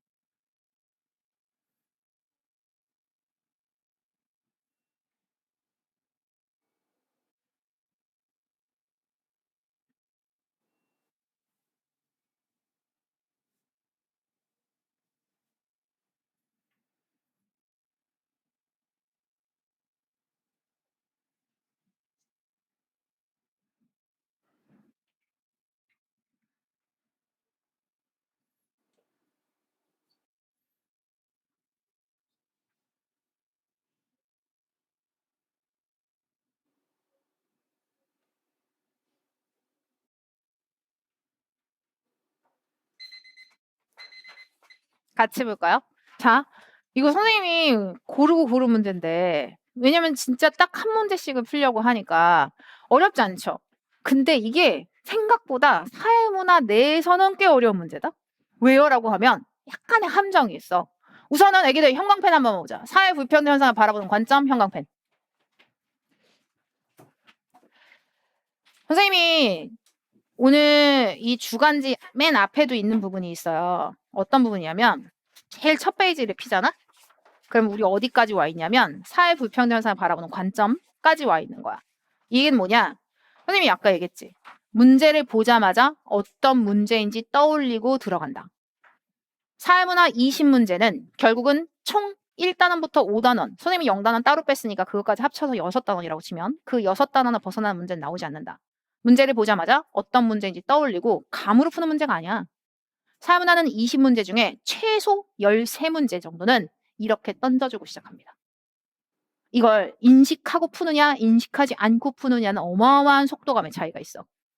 지금 당연히 오늘 선생님이랑 당연히 불평등 문제 풀었으니까 기능론 갈등론을 접근했겠지만 20문제짜리 모의고사를 봐도 사회보편대사를 바라보는 관점 하는 순간 애기들 머릿속에 기능론 갈등론 떠올리면서 얘 기능론인지 갈등론인지 확인하면서 문제 푸는 거야. 선생님이 얘기했죠. 수능장까지 끊임없이 훈련시킬 거고 끊임없이 얘네들 계속해서 상기시킬 거야. 그러면 문제를 보자마자 어떤 문제인지 떠올릴 거거든. 문제를 보자마자 아 이거 사회보편등에서 바라보는 관점 기능론 갈등론. 그런데 이게 왜 함정이냐면 언뜻 아이들이 이렇게 풀거든. A 직업 간 사회 기여도의 차이가 있으므로 차등 분배가 필요하다고 보는 그러면 A가 기능론인가 이런단 말이야. 근데 여기 보면 알겠지만 필요하다고 보는 B의 주장이 이 주장은 B 거야. 이거 일부러 애기들 낚으려고 이렇게 만든 거야. B의 주장이 이렇다라고 한다라는 개념입니다. 따라서 A가 갈등론, B가 기능론이 되는 거야. 이거는 나름의 함정이었어. 그래서 이 문제가 지금 2년 전 문제였는데 실제로 오답률이 6이었습니다. 절반이 틀렸어, 절반이. 말도 안 돼요. 왜냐면 딱 봐도 얘네들 얘 A가 갈등론이고 B가 기능론이거든. 우리 아까 엑셀표랑 똑같지 않아, 완전히? 그러니까 이 엑셀표가 선생님이 진짜 추리고 추린 거잖아. 엑셀표가 머릿속에 있으면 그냥 문제가 다 풀려. 근데 답 1번입니다. 왜? 갈등론이니까 차등분배 체계가 기존의 불평등 구조를 재생산하기 위한 수단이라고 본다. 답 1번. 근데 2번이라고 고른 친구가 무려 23%였어. 왜냐? 2번까지 딱 본 거야. 그냥 이걸 뒤집어서 생각한 거지. 이것도 함정일 수 있어. 선생님의 핵심 문제에서 보여주는 건 요즘 문제 트렌드가 어떻게 애기들을 함정으로 낚는지도 보여주는 문제들이야. 물론 개념의 특성상 문제를 많이 다루지는 못하지만 이런 개념들이 이런 식으로 문제에서 함정으로서도 표현될 수 있구나라는 걸 확인하시면 됩니다. 개인의 능력이나 노력 수준에 비례하여 사회적인 성공 정도가 결정된다. 이거 기능론 거잖아. 근데 갈등론이랑 안 맞잖아. 안 맞죠? 그리고 B, 원칙적으로 사회보편된 현상을 사회 문제로 본다. 기능론의 입장에선 사회 문제로 바라보지 않아요. 왜? 오히려 불평등이 있어야지 사회가 전부 다 더 열심히 최선을 다한다고 보기 때문에 사회 문제로 바라보지 않습니다. 사회 발전을 위해서 사회보편된 현상을 제거돼야 한다? 오히려 이건 갈등론 입장이지. 오히려 사회 발전을 위해서 사회보편된 현상을 좋아합니다. 개인과 사회가 최선을 다할 수 있기 때문에. 그리고 사회보편된 현상이 보편적인 현상이라고 달리라는 말 쓸 수 없잖아. 이건 기능론이든 갈등론이든 둘 다 보편적인 현상이기 때문에 A는 B와 달리라는 말 자체가 안 맞아. 자, 이제 눈에 보이기 시작할 거야. 이해한다는 게 무엇인지, 그리고 그 이해가 평가원의 워딩으로 어떻게 표현되는지를 알아는 것도 중요하다는 거. 그리고 그걸 엑셀표를 통해 애기들 머릿속에 들어갔다면 문제도 풀어야죠. 선생님이 또 한 문제 더 풀어봅니다. 4번 문제인데 이거는 시간을 조금 줄게요. 2분 줄게요. 3분? 3분 줄게요. 시작.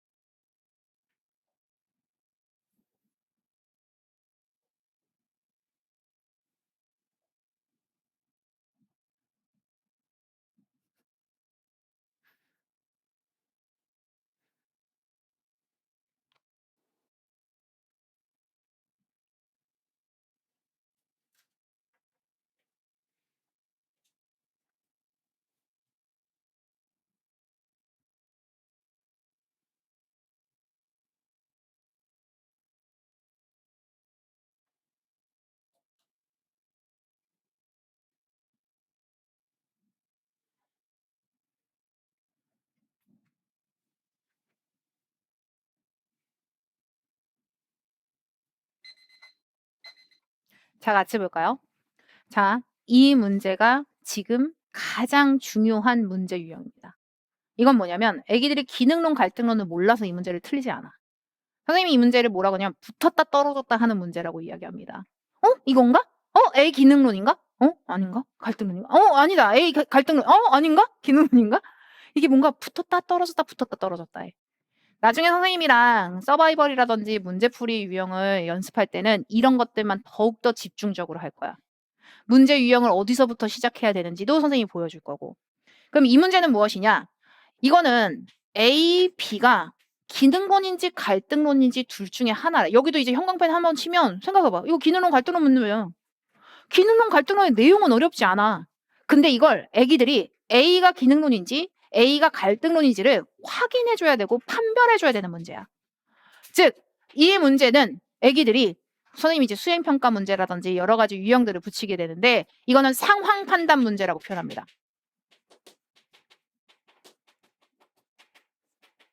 이 얘기는 뭐냐? 제시된 조건들을 통해 제시된 상황을 통해 A가 기능론인지 또는 갈등론인지를 애기들 스스로 판단해줘야 돼. 근데 이것도 지금 여기서 전부 다 하지는 않아요. 이 수업 자체는 개념 수업이기 때문에 기능이 무엇인지 갈등이 무엇인지에 포커스를 맞춘다면 이거는 맛배기용으로 선생님이 핵심 문제, 정말 중요한 문제, 한두 문제를 넣으면서 이런 유형이 있다는 걸 보여주는 거니까 이건 무엇이냐면 A가 기능인지 갈등인지를 확인해줘야 돼. 그럼 이 문제의 시작입니다. 선생님은 모든 걸 다 연습시킬 거라 그랬어. 이 문제의 시작은 실제로는 보기부터 보고 시작합니다. 이게 무슨 말이에요?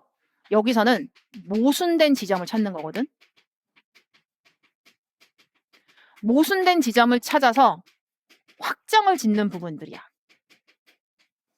근데 이게 있어요.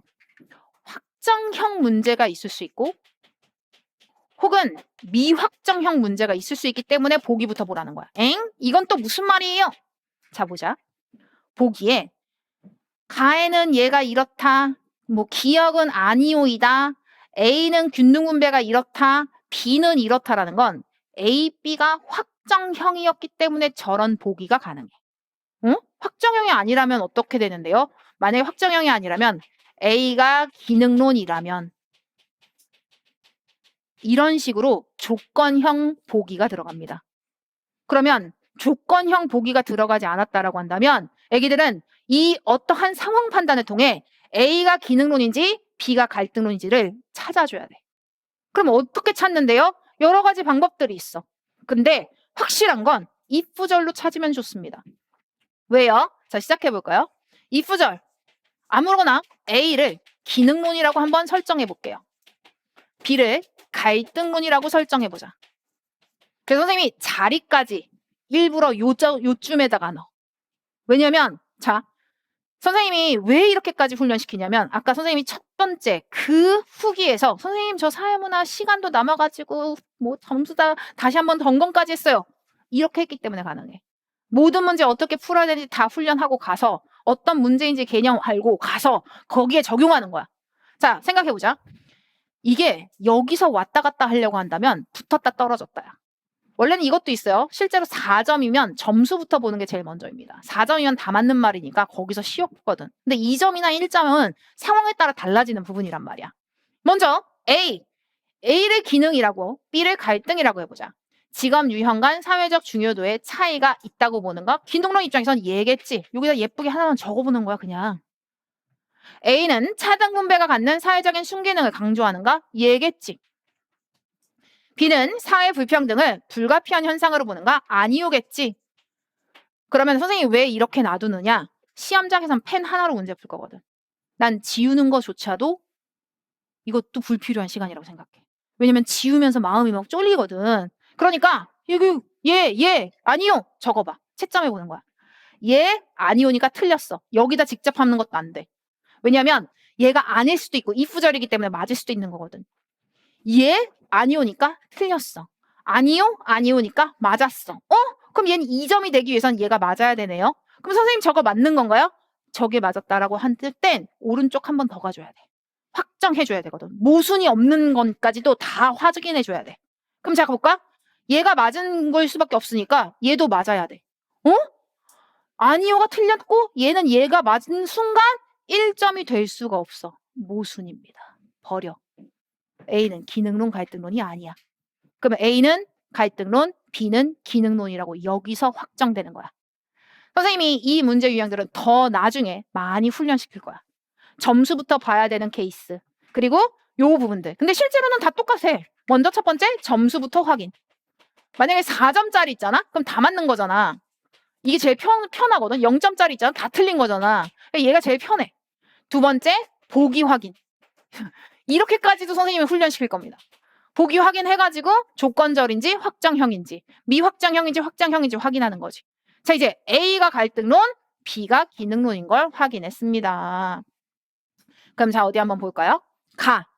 A는 B와 달리 개인의 귀속, 그럼 자, 생각해보자. 다시 한번. 여기 A가 갈등론이래. 그렇다라고 한다면 A는 직업 유형 간 사회적인 중요도의 차이가 있다고 보는가? 아니오잖아. 차등배 갖는 사회적 순기능을 강조하는가? 아니오잖아. B, 기능론이야. 불평등, 불가피한 현상을 보는가? 얘잖아. 그럼 얘는 확정이기 때문에 아니오 맞았고, 아니오 맞았고, 얘 틀렸고, 얘 틀렸죠. 그럼 얘 틀렸고, 얘는 맞았네요? 그렇다라고 했었을 때 얘는 1점이야. 얘 다 틀려야 돼. 그럼 얘 아니오 틀렸으니까 여기 얘 들어가야지. 이렇게 찾아줄 수 있는 거야. 이렇게. 그럼 자, 어디 한번 볼까요? A는 B와 달리 개인의 귀속적인 요인이 사회 불평등에 미치는 영향을 간과하는가라고 들어갈 수 있다라고 이야기합니다. 얘가 틀렸다라면 얘는 아니오가 돼요. 자, 여기서 또 포인트입니다. 얘가 틀려야 되는 거잖아. 그럼 얘는 답이 아니어야 돼. 자, 여기서 되게 중요해. 아니오에다가 네모 쳐. 그리고 요렇게야. 이 질문엔 아니오 답이 들어가야 돼. 그럼 자, 생각해보자. A는 B와 달리 A, 즉 갈등론이죠. B, 기능론과 달리 개인의 귀속적인 요인이 사회 불평등에 미치는 영향을 간과하는가? 아니오겠지. 간과하지 않잖아. 중요하잖아. 자, 아니오라고 답이지? 네모 쳐. 네모와 일치됩니다. 들어갈 수 있다야. 집중력 떨어질 때 들어갈 수 있다 없다도 이렇게 푸는 거야. 자, 다시. 왜냐면 요 내용은 들어갈 수 있다 없다도 진짜 많이 나오거든. 얘가 틀려야 되니까 아니요가 들어가야 된다고 똑같이 한 번 더 해보는 거야. 그러면 얘의 답은 무엇일까? 갈등론은 기능론과 달리 개인의 귀속적인 요인이 사회 불평등에 미치는 영향을 간과하는 것? 중시하지.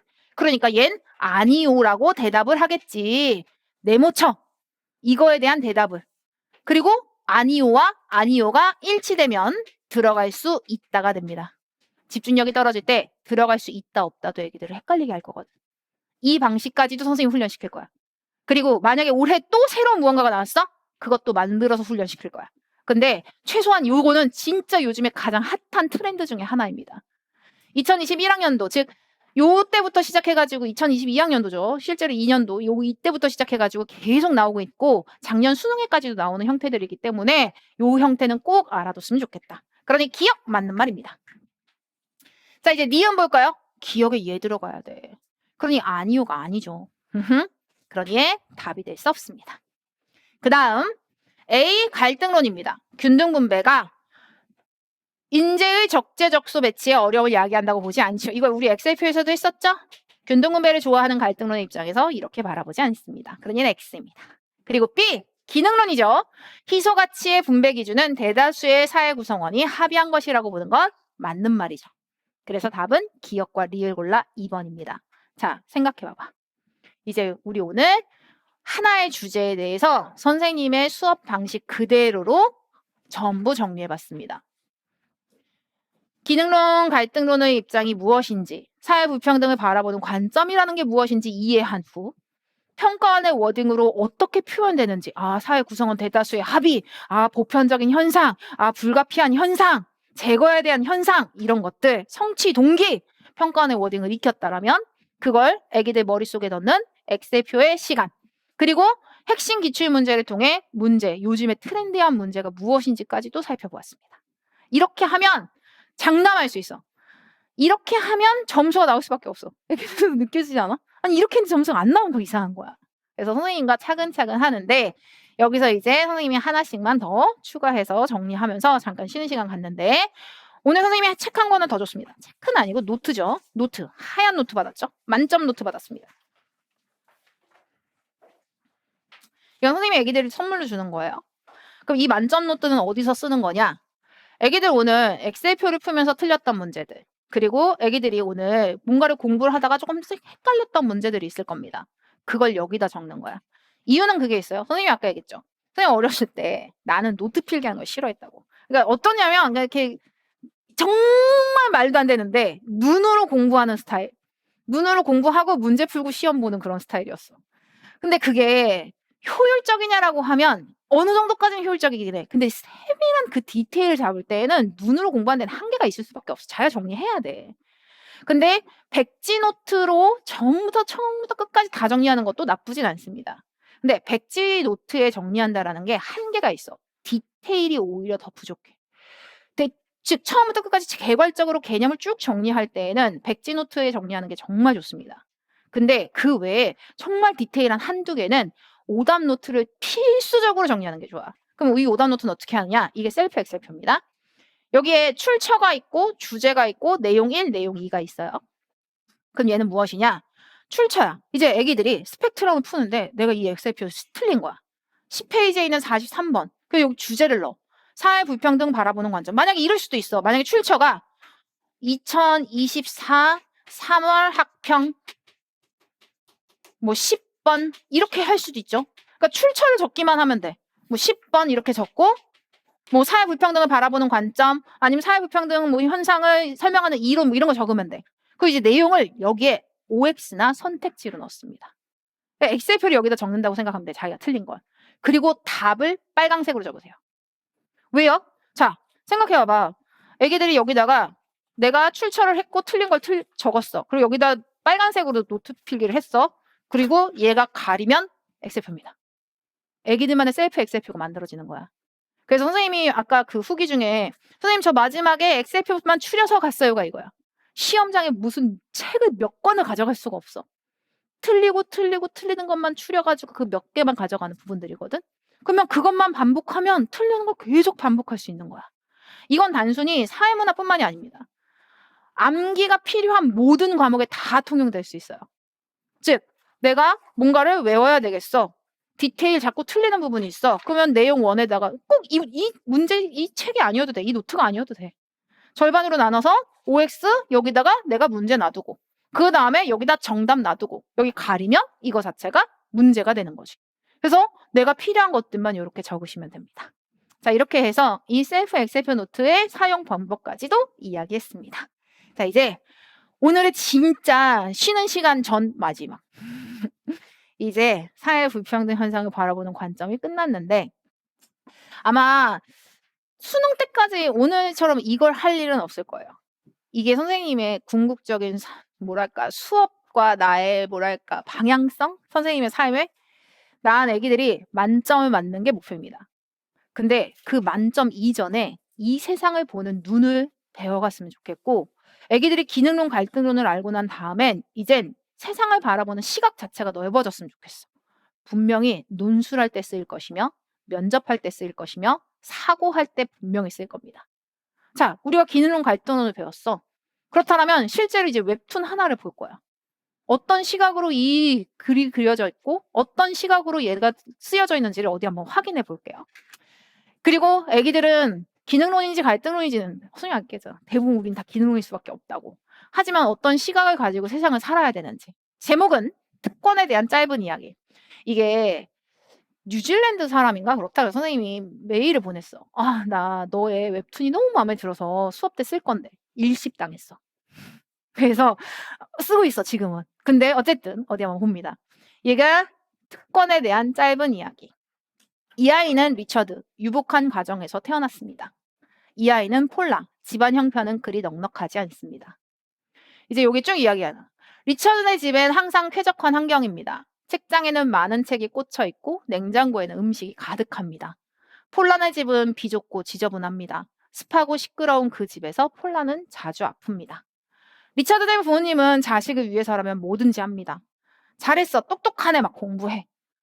그건 폴란의 부모님도 마찬가지입니다. 그래서 늦게까지 맞벌이를 하십니다. 리처드는 좋은 학교에 다닙니다. 재정도 탄탄하고 불량 학생도 없습니다. 선생님들은 열의에 차 있습니다.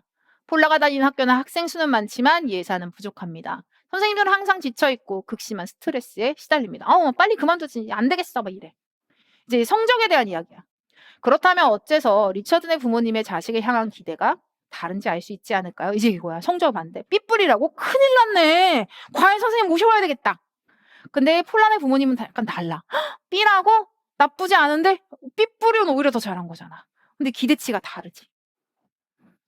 그렇게 몇 년이 지나가면서 두 사람의 차이는 점점 벌어져 갑니다. 좀 더 큰 무언가가 되어가죠.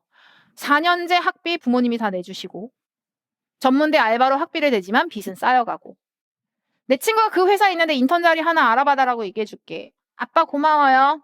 이제 아빠. 어서 졸업부터 해야지. 난 괜찮으니까. 지금 많이 아프시잖아요. 그리고 그 사소한 차이들을 자각하지 못하고 넘어가기 때문에 리처드는 스스로의 성공을 당연하게 여기기 시작할지도 모릅니다. 모든 것은 자신의 노력으로만 이루어졌다고 말이죠. 정반대로 폴라는 현실에 순응하고 자기 분수를 알게 될지도 모릅니다. 이제 둘 다 대출을 하러 갔는데 대출이 승인이 됐고 여긴 대출이 안 돼. 그리고 이제 회사를 다니면서 너가 로저 아저씨 아들이구나. 좋은 얘기 많이 들었다. 앞으로 잘 지켜볼게. 일단 취직은 시켜주지만 일은 제대로 하세요. 막 이래. 이제 얘네 둘이 만나. congratulation 리처드로 써있고 성공의 비결이 뭡니까? 막 이렇게 얘기해. 그러자 얘기해. 불평 없이 열심히 일한 결과죠. 무상복지 같은 헛소리는 정말 지긋지긋해요. 전 평생 아무것도 거저받은 적이 없거든요. 하지만 그런 생각이 과연 옳은 것일까요? 판단은 여러분의 몫입니다. 실제로 이 웹툰은 완벽히 갈등론자의 입장에서 그려진 그림이야. 실제로는. 그러니까 부모 잘 만난 게 크잖아 라는 입장이야. 근데 생각해보면 리처드네 아빠가 나 1등 이럴 수 있잖아. 나 1등이야. 그래서 내가 엄청 열심히 해가지고 내 자식한테 주는데 그게 무슨 잘못이야. 그리고 오히려 폴란의 아버지가 나 빈둥 이럴 수도 있잖아. 근데 이제 선생님은 이 얘기하죠. 다른 건 다 차치하더라도 애기들은 리처드입니다. 애기들은 폴라일 수가 없어. 여기 와서 공부하는 애기들은 부모님의 서포트를 받는 리처드인데 그래서 나는 애기들이 congratulation 리처드처럼 성공하길 원하고 성공할 거라고 생각하고 엘리트가 될 거라고 생각합니다. 근데 이런 말을 하지 않는 리처드였으면 좋겠어. 이 세상에 폴라가 있는 걸 인정하는 리처드였으면 하는 게 선생님의 이 수업의 목적입니다. 물론 점수랑은 상관이 없을 수 있어, 이 내용이. 근데 이런 내용들이 쌓이면 애기들이 성장하고 애기들이 논술을 하든 면접을 하든 세상을 바라보는 시각 자체가 넓어질 수 있으니까. 자, 선생님이랑 이렇게 해서 사회 불평등 현상 바라보는 관점 끝냈고 15분 쉬었다가 선생님이랑 사회 불평등 현상 설명하는 이론 진도 나갑니다. 15분